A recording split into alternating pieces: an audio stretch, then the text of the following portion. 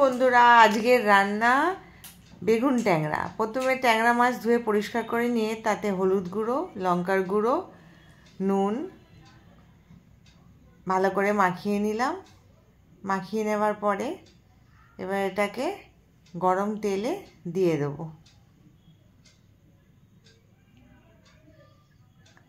যেহেতু ট্যাংরা মাছ ফাটে, এই জন্যে তেলে দেওয়ার আগে ট্যাংরা মাছে কিছু সর্ষের তেল মাখিয়ে নিয়েছিলাম।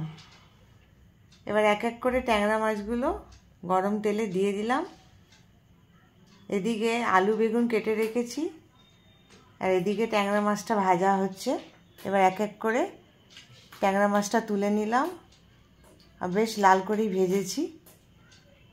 ওই তেলেই দিয়ে দিলাম 5 ফোড়ন, দিয়ে দিলাম আলু। এবার এই 5 ফোড়ন আর আলুটাকে লাল লাল করে ভেজে নেব। তারপরে দিয়ে দিলাম বেগুন।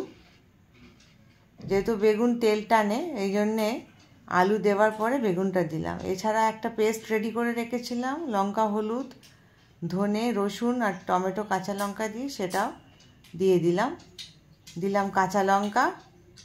এবার এটা কিছুক্ষণ হতে দেবো। এরপরে ভাজা ট্যাংরা মাছগুলো উপরে দিয়ে দিলাম।